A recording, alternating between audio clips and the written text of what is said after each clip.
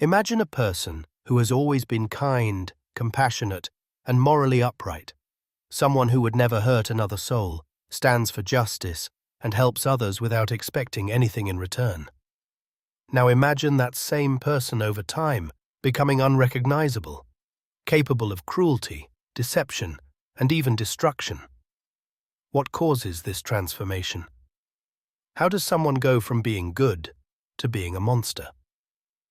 Today, we will uncover the psychological and philosophical forces that shape human nature, revealing the hidden mechanisms that push good people toward darkness. The final revelation will be the most powerful of all. It will change the way you see human nature forever. This is not just a theoretical discussion. Understanding this transformation is crucial because it affects us all. You might think that you could never fall into such darkness, that you are immune to the forces that corrupt others. But history and science tell a different story. The terrifying truth is that under the right conditions, anyone, no matter how kind, just, or morally strong, can descend into something they once despised. Psychologist Philip Zimbardo, the man behind the infamous Stanford Prison Experiment, revealed how ordinary people placed in certain circumstances can commit acts of cruelty they never imagined. His research, along with studies from figures like Stanley Milgram, shows that our sense of morality is far more fragile than we think. The shocking part is that most people never realize they are changing until it is too late. But what are the forces that drive this change? What unseen influences slowly wear down the goodness in a person, replacing it with something darker? That is exactly what we are going to uncover. The truth may be uncomfortable and even disturbing, but it is necessary. Only by understanding this process can we prevent it from happening to ourselves and to those around us. Several factors are at play, and each one is more insidious than the last. First, there is the slow erosion of moral boundaries. This does not happen overnight. It begins with small compromises, justifications, and tiny betrayals of one's principles. A person might tell themselves, "This is just a small thing. It doesn't really matter." But once the first boundary is crossed, the next one becomes easier to step over. This is known as the slippery slope effect. A well-intentioned person might start making small ethical exceptions in difficult situations, perhaps lying to protect someone, bending rules for a good cause, or justifying minor wrongdoing in the name of necessity. Initially, these actions seem harmless, but over time, they reshape the person's identity. What was once unthinkable now seems reasonable, and when that happens, the descent accelerates. Then there is the influence of authority and obedience. One of the most chilling psychological studies ever conducted was by Stanley Milgram in the 1960s. Participants were instructed to administer what they believed were painful electric shocks to another person simply because an authority figure told them to. The results were stark. The majority of participants continued delivering shocks even when they believed they were causing serious harm, compelled by their sense of obligation to obey. This reveals a terrifying truth. Even good people, under the right conditions, can become tools of harm. They may not act out of malice, but out of duty, pressure, or fear of consequences. They convince themselves that they are just following orders, that they have no choice, and in doing so, they allow their morality to be overwritten. But it does not stop there. Another key factor is the power of group identity. When people become deeply attached to a group, whether political, religious, social, or ideological, they start to see those outside the group as the other. When that happens, a dangerous psychological shift occurs. History is filled with examples of how ordinary people were led to commit horrific acts because they were convinced their enemies were less than human. Dehumanization is one of the most powerful tools in the transformation of good people into monsters. It allows individuals to justify harm by seeing their victims as undeserving of empathy. Consider how many atrocities in history were committed by people who, at one point, saw themselves as good, moral, even righteous. They did not wake up one morning and decide to become monsters. It was a slow process fueled by small moral compromises, obedience to authority, and a growing sense of us versus them. This brings us to one of the most unsettling questions of all. Could it happen to you? Under the right pressures, could you become something you never thought possible? The answer is more complicated than you might think. In the next section, we will delve even deeper into the psychology of justification, the illusion of righteousness, and the final, most dangerous step in this descent. One of the most dangerous aspects of this transformation is self-justification. People rarely see themselves as villains, even when they commit terrible acts. Instead, they create narratives that allow them to believe they are still good, righteous, and on the side of justice, even when their actions suggest otherwise. This is where cognitive dissonance comes into play. Psychologist Leon Festinger introduced this concept to describe the mental discomfort we experience when our actions contradict our beliefs. When faced with this contradiction, we do not always change our actions. More often, we change our beliefs to justify our actions. Imagine someone who sees themselves as a kind and ethical person, but finds themselves in a situation where they must harm others, whether physically, emotionally, or socially.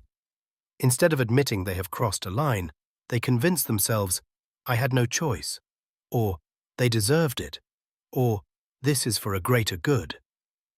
This process allows them to continue seeing themselves as good, while doing things they once thought were unthinkable. This is why history is filled with examples of people committing atrocities, while believing they were doing the right thing. When individuals justify their actions, they silence their inner conscience, and once that voice is silenced, the descent into darkness accelerates. However, cognitive dissonance alone does not explain everything. There is another force at work, one that is even more insidious: the illusion of righteousness. People do not just justify their own harmful actions. They often begin to see themselves as superior to others. The more someone believes they are morally righteous, the easier it is for them to condemn and harm those they perceive as less moral. This phenomenon is known as moral licensing. Studies have shown that when people see themselves as good, they often feel justified in doing bad things. For instance, a person who donates to charity in the morning might feel less guilty about lying in the afternoon. A leader who believes they are fighting for justice might feel justified in silencing those who disagree. The irony is that the more people see themselves as righteous, the more blind they become to their own moral failures. History has proven this time and again. Some of the greatest horrors were committed not by those who saw themselves as evil, but by those who believed they were on the right side of history. This leads us to one of the most dangerous steps in the transformation of good people into monsters: dehumanization. When people begin to see others as enemies, as obstacles, or as less than human, their moral restraints collapse. This is how individuals justify cruelty, oppression, and even violence.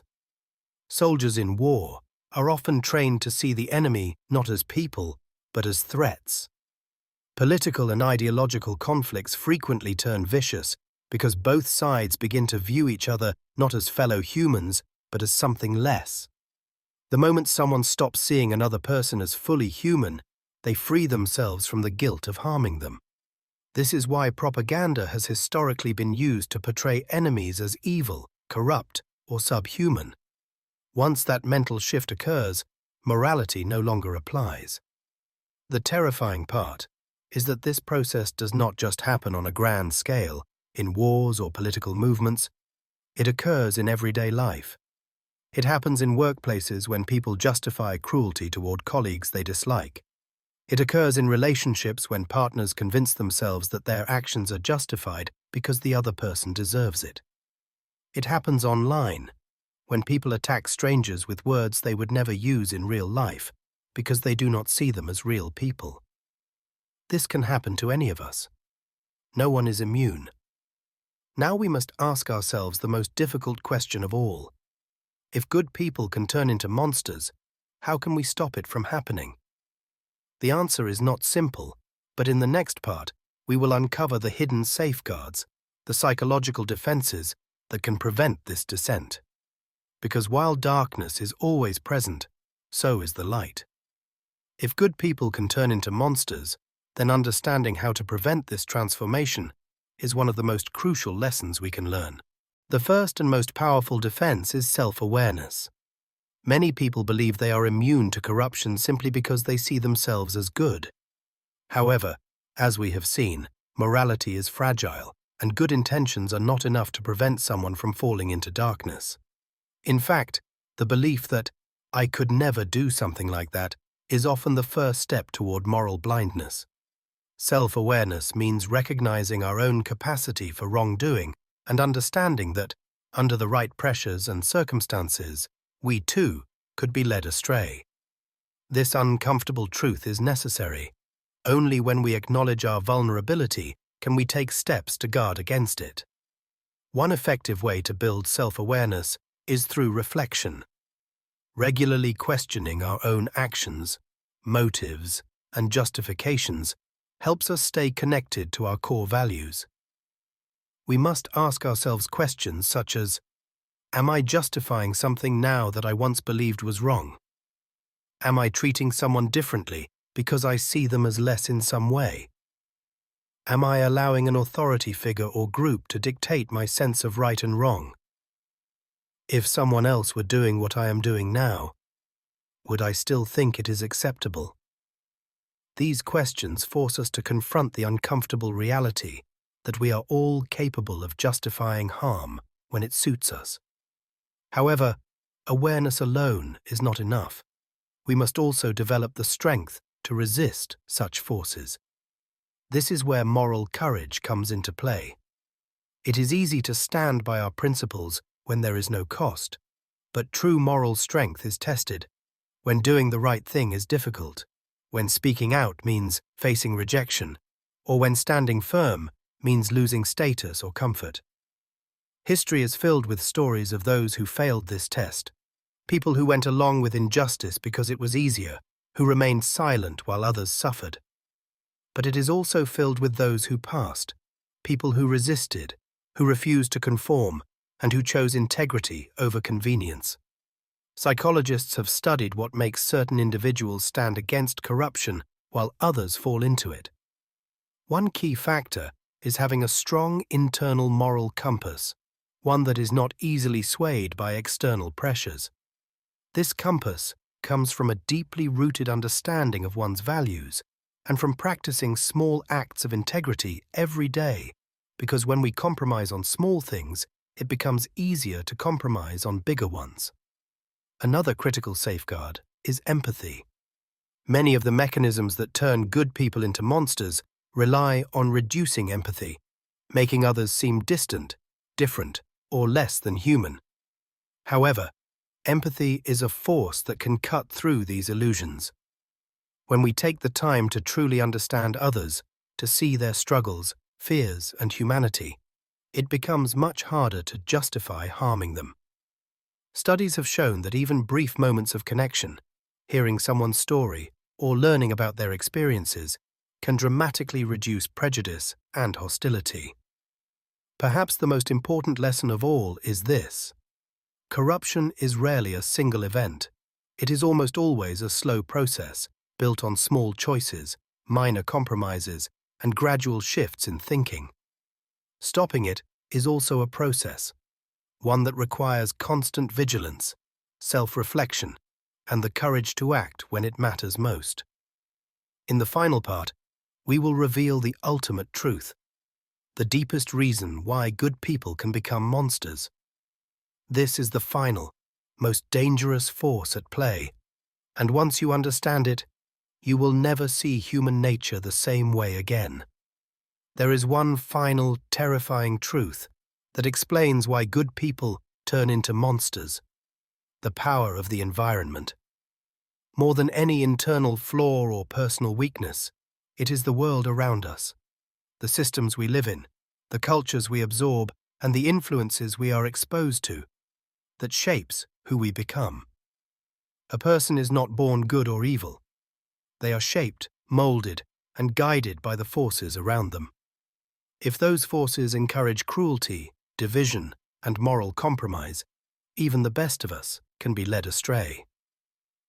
Philip Zimbardo's research on human behavior introduced the concept of the Lucifer effect.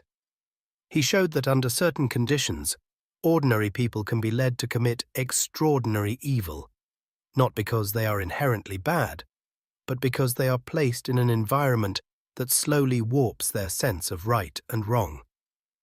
Consider many ways this happens in daily life. A workplace where unethical behavior is tolerated soon breeds employees who accept dishonesty as normal. A society that normalizes discrimination leads people to believe their prejudices are justified. A culture that rewards aggression over compassion creates individuals who see kindness as weakness. This is why no one can afford to be complacent. It is not enough to simply believe that we are good people. We must actively shape the environment we are in. We must surround ourselves with individuals who encourage integrity, challenge us to be better, and hold us accountable when we stray from our values. Just as the wrong environment can corrupt, the right one can strengthen. But here is the most unsettling question of all. If the environment is so powerful, if external forces shape who we become, then how much of who we are is truly under our control? The answer is both frightening and liberating. While we cannot always control the world around us, we can control our response to it. We can choose awareness over blindness, courage over conformity, and empathy over indifference. We can resist the small compromises that lead to moral decay. We can ask hard questions, challenge harmful norms, and refuse to let the world dictate who we become. Most importantly, we can recognize that the battle between good and evil is not something that occurs outside of us. It happens within us every day in every choice we make. The philosopher Alexander Solzhenitsyn once wrote, "The line dividing good and evil cuts through the heart of every human being." This is the final truth. There are no absolute monsters, just as there are no absolute saints. There are only people who are shaped by their choices, their surroundings, and their willingness to confront the darkness within themselves. So ask yourself, who are you becoming? Are you making choices that strengthen your integrity, or are you allowing small compromises to lead you down a path you never intended? Are you shaping your environment, or is it shaping you? In the end, the difference between a good person and a monster is not fate. It is choice, and that choice is yours to make every single day.